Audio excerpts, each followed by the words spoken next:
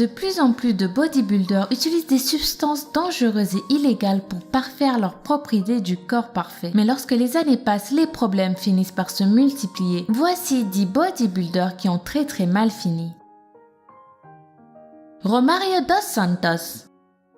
Les amateurs de culturisme ont souvent une idole à qui ils veulent ressembler. Dans le cas de Romario dos Santos, il s'agit de Hulk. Sa passion pour ce personnage de fiction vert aux muscles exagérés a bien failli faire perdre à Romario ses 2 bras. Après 3 ans d'injections répétées d'un dangereux mélange d'huile et d'alcool, des bactéries avaient commencé à lui manger les muscles de l'intérieur. Ainsi, alors qu'il est âgé d'à peine 25 ans, les médecins lui annoncent qu'ils vont probablement devoir lui amputer les bras. C'est là que le bodybuilder brésilien réalise le risque énorme qu'il a pris en s'injectant du Synthol pour gonfler ses biceps et il décide de tout arrêter. Heureusement pour lui, l'équipe médicale a pu enlever les muscles infectés sans lui enlever les bras avec. Depuis, il a repris la pratique de la musculation sans utiliser de drogue. Comme quoi, il n'est jamais trop tard pour bien faire.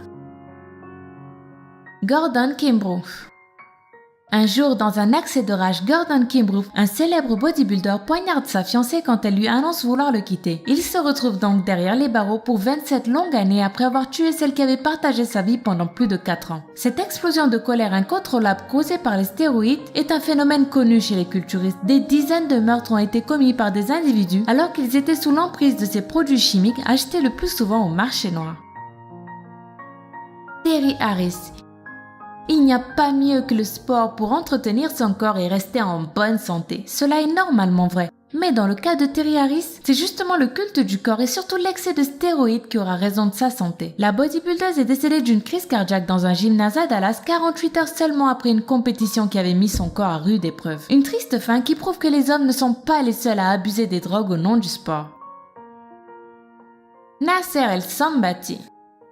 Nasser El Sambati était un bodybuilder engagé qui ne manquait jamais une occasion de parler des dangers des stéroïdes. Il donnait même parfois des conférences pour mettre en garde les passionnés de bodybuilding sur l'utilisation prolongée de substances potentiellement dangereuses. Il en connaissait donc parfaitement les risques pour la santé, mais curieusement lui-même continuait à en prendre. Ainsi son corps musclé au-dessus était en fait très malade en dessous et il finira par s'éteindre à 47 ans de la drogue qu'il avait pourtant passé sa vie à dénoncer. Andreas Munzer. Andreas était célèbre principalement pour 2 choses. Il était probablement l'homme qui avait le plus faible pourcentage de graisse dans le monde entier et il était totalement fan d'Arnold Schwarzenegger. Il passait ses journées à l'imiter et n'avait qu'un but dans la vie, lui ressembler le plus possible. Cette ambition le poussera à consommer très régulièrement des stéroïdes anabolisants, des hormones de croissance, de l'insuline et des diurétiques. Un cocktail bien dangereux qui lui causait des tas de problèmes. Son foie était recouvert de tumeurs, son cœur pesait le double d'un cœur normal et surtout, il souffrait constamment de terribles douleurs à l'estomac. Andreas Munzer était en si mauvais état que son corps finira par lâcher un jour de 1996 suite à une violente hémorragie abdominale. Les médecins qui réalisèrent l'autopsie de Munzer déclareront plus tard qu'ils n'avaient jamais vu autant de choses bizarres à l'intérieur d'un corps humain. Sally McNeil.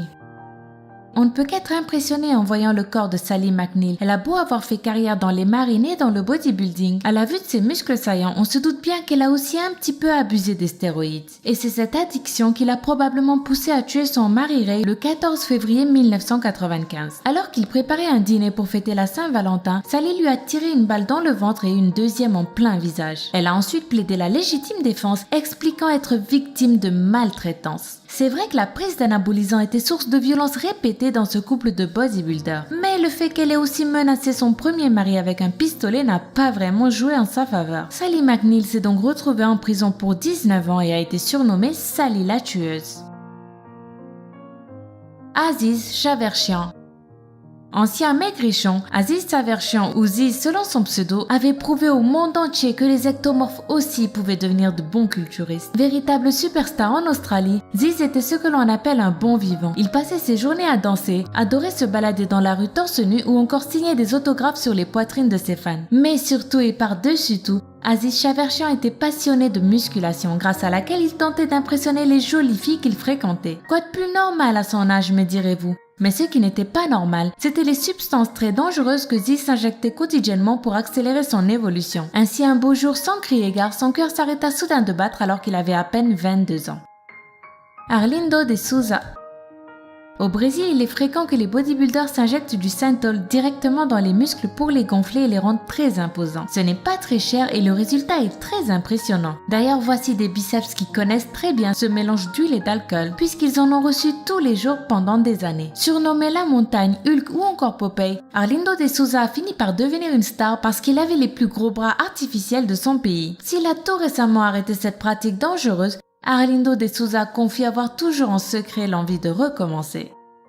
Greg Plitt.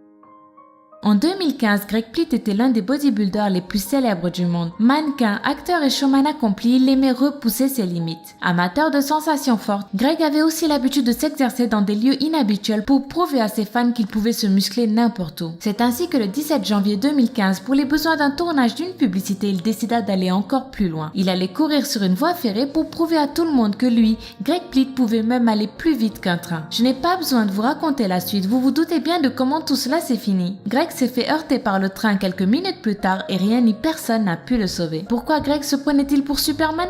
Probablement encore à cause des stéroïdes. Les drogues courantes dans le milieu du culturisme et les stéroïdes en particulier sont connus pour donner une confiance en soi surhumaine. Greg Plitt est donc mort à 37 ans et il est fort probable que ces substances aient joué un rôle dans le fait qu'il se sentait invincible, même face à un train. Candice Armstrong.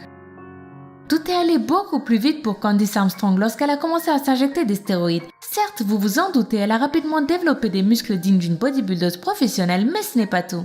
Elle est devenue poilue, sa voix est devenue très rock, ses seins ont laissé place à des pectoraux et même ses règles se sont arrêtées. Mais le changement le plus choquant a été l'apparition d'un petit pénis dans les parties intimes de Candice. Elle a même fini par être interdite définitivement d'entrer dans les toilettes pour dames de sa région natale près de Londres. Mais malgré ces petits désagréments, Candice n'a absolument pas l'intention d'arrêter de prendre ces fameux stéroïdes. Elle a déclaré que les injections avaient transformé son corps de façon permanente et qu'il était de toute façon impossible désormais de faire marche arrière.